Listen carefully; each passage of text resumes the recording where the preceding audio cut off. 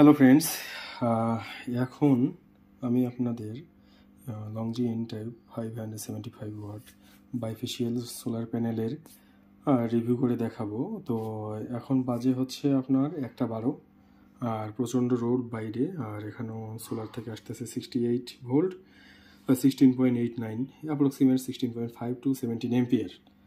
তো এখনও আর কি কানেকশনটা দেওয়া হয়নি। আমার 1600 ওয়াটের প্যানেল থেকে এটা আউটপুট আসতেছে, ব্যাটারি চার্জ হচ্ছে এবং আপনারা দেখতে পাচ্ছেন এখানে মেইনস অ্যাবসেন্ট আছে। তো আমি মেইনস কানেকশনে যে আপনার আগের বরাবরের মতোই ডিসকানেক্ট করে রাখি দিই, আর এখানে দেখা যাচ্ছে 68 16.8 এটাই আসতেছে আর কি। তো দেখা যাক, এখন আপনাদের একটু পরে আর কি কানেকশন দিতে হবে। তো এর জন্য আমাকে একটু কষ্ট করতে হবে আর কি। আমি দেখাচ্ছি আপনাদের এই টিনের ছাদের উপরে আর কি আমি সোলার প্যানেল লাগিয়েছি, এদিক দিয়ে চড়তে হবে।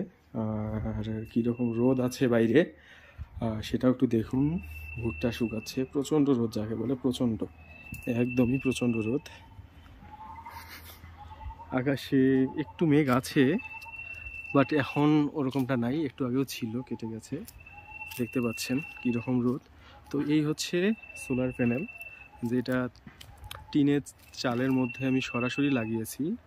এই যে দুইটা দেখতেছেন একদম, এই দুটো নতুন, আর এই পাশে যেগুলো ধুলা জমে আছে এগুলো আগের।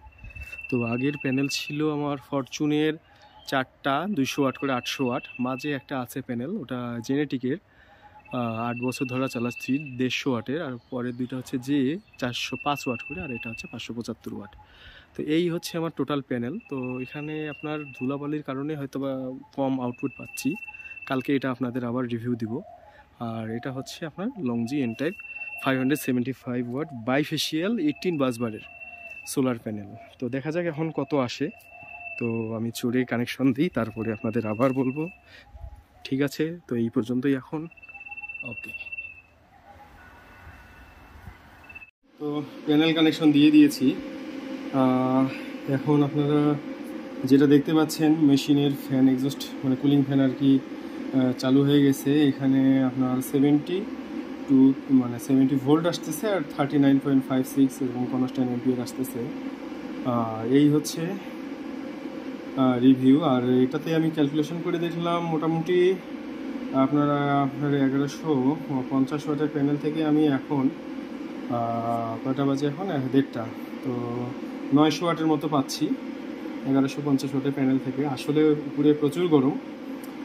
এইভাবে সেট আপ করাটা এটা আসলে সঠিক পন্থা নয়।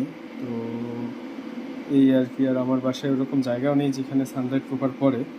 তো এখন 72 ভোল্ট বা 70 ভোল্ট ধরতে পারেন, আর 30 এম্পিয়ার, এটা ক্যালকুলেশন করলেই আশা করি পেয়ে যাওয়া যাবে। ঠিক আছে, এই পর্যন্ত।